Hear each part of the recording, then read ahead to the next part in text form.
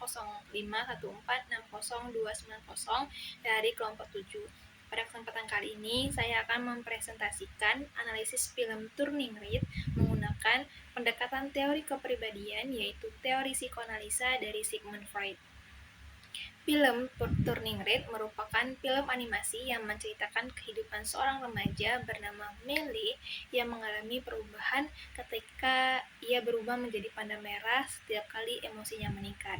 Perubahan tersebut menggambarkan konflik dalam diri Mei antara keinginan pribadi dan tuntutan dari lingkungan, terutama keluarganya.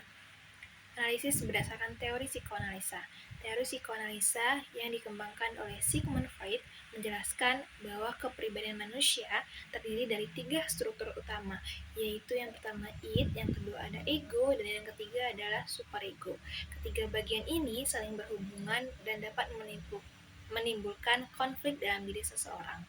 Dalam film Turning Red, tokoh Meili dapat dianalisis melalui ketiga struktur tersebut, yaitu yang pertama ada id yang menggambarkan dorongan atau keinginan dasar seseorang.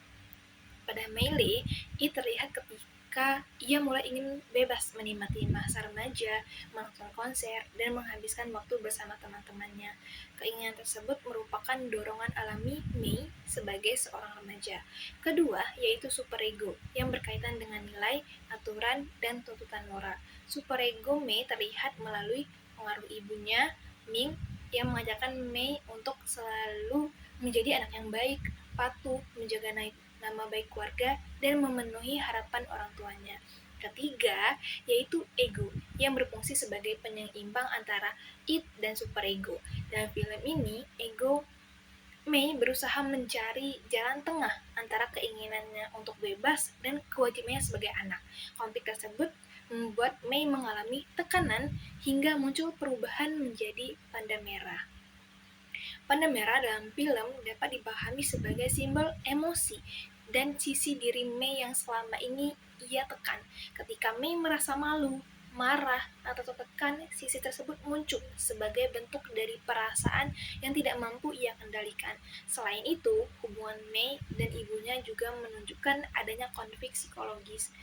Ming memiliki harapan besar terhadap Mei karena ia ingin melindunginya, tetapi perlindungan tersebut terkadang membuat Mei kesulitan mengekspresikan dirinya. Seiring berjalannya cerita, Mei belajar menerima dirinya dan memahami bahwa emosinya merupakan bagian dari dirinya. Nah, berdasarkan analisis menggunakan teori psikoanalisa Sigmund Freud, film Turning Red menggambarkan konflik batin yang terjadi ketika dorongan pribadi bertentangan dengan aturan dan harapan dari lingkungan.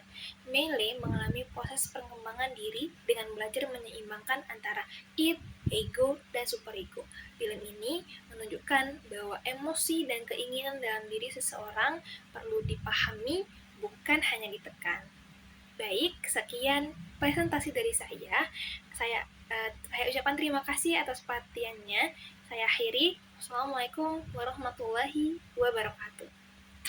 Assalamualaikum warahmatullahi wabarakatuh. Perkenalkan, nama saya Gista Kecana Apriliza dari kelas PID 8 dengan NIM 250514601314.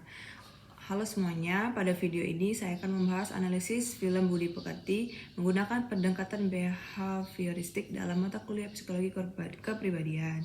Film Budi Pekerti menceritakan tentang Bu Prani, seorang guru BK yang kehidupannya berubah setelah video dirinya yang sedang terlibat perdebatan di pasar menjadi viral di medsos. Peristiwa tersebut mempengaruhi kehidupan pribadi, keluarga, maupun pekerjaannya. Dalam pendekatan behavioristik, perilaku manusia dipandang sebagai hasil dari proses belajar yang dipengaruhi oleh lingkungan. Tokoh behavioristik seperti John B. Watson dan B.F. Skinner menekankan bahwa perilaku dapat terbentuk melalui stimulus, respon, serta penguatan atau hukuman. Pada film ini, penyebaran video Bu Prani dapat dilihat sebagai stimulus yang memicu berbagai respon dari masyarakat. Banyak orang memberikan komentar negatif dan kritik tanpa mengetahui situasi yang sebenarnya. Akibatnya, perubahan dalam perilakunya. Selain itu, perilaku anggota keluarga Bu Prani juga menunjukkan adanya pengaruh lingkungan. Reaksi masyarakat di medsos membuat setiap anggota keluarga menyesuaikan perilaku mereka untuk menghadapi tekanan yang muncul. Hal ini sesuai dengan teori behavioristik yang menjelaskan bahwa perilaku seseorang dapat berubah karena adanya konsekuensi dari lingkungan. Film ini juga memperlihatkan bagaimana media sosial berfungsi sebagai bentuk penguatan, komentar, likes, dan perhatian dari pengguna media sosial dapat memperkuat suatu perilaku, baik perilaku positif maupun negatif. Karena itu, seseorang dapat terus mengulangi perilaku tertentu untuk mendapatkan respon yang diinginkan dari lingkungan. Berdasarkan analisis tersebut, dapat disimpulkan bahwa film Budi Pekerti menunjukkan bagaimana perilaku individu sangat dipengaruhi oleh lingkungan sosial, terutama di era digital. Pendekatan behavioristik membantu kita memahami bahwa tindakan manusia tidak muncul begitu saja, melainkan terbentuk melalui proses belajar, stimulus, respon, serta penguatan yang diterima dari lingkungan sekitar. Sekian analisis yang dapat saya sampaikan. Terima kasih atas perhatiannya. Saya akhiri dengan wassalamualaikum warahmatullahi wabarakatuh. Assalamualaikum warahmatullahi wabarakatuh. Perkenalkan, saya Novel Epriansyah dengan NIM 250146028 dari kelas PI 8 kelompok 7.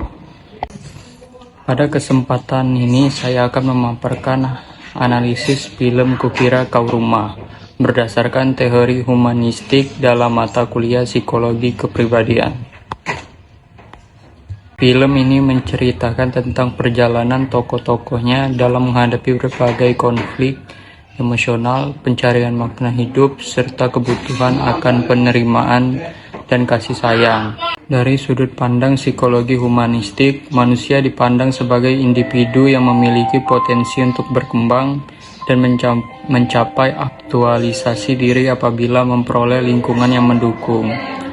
Dalam analisis ini, saya akan mengaitkan perilaku dan perkembangan tokoh dalam konsep-konsep utama teori humanistik seperti satu, konsep diri, self-concept, lalu ada yang kedua yaitu aktualisasi diri, self-actualization, lalu yang ketiga ada penerimaan tanpa syarat, conditional positive regard, lalu ada yang keempat kebebasan memilih tanggung jawab pribadi.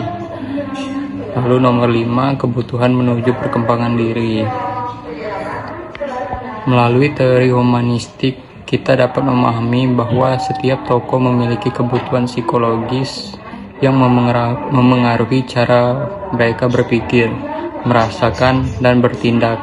Konflik yang muncul dalam film juga menunjukkan pentingnya dukungan sosial, empati, dan lingkungan yang menerima individu apa adanya, agar mereka dapat berkembang secara optimal. Sekianlah analisis yang saya sampaikan. Semoga pemaparan ini dapat memberikan pemahaman mengenai penerapan teori humanistik dalam menganalisis kepribadian tokoh pada film Kukira Kau Rumah. Terima kasih atas perhatiannya, Bapak Ibu dosen dan teman-teman sekalian. Wassalamualaikum warahmatullahi wabarakatuh.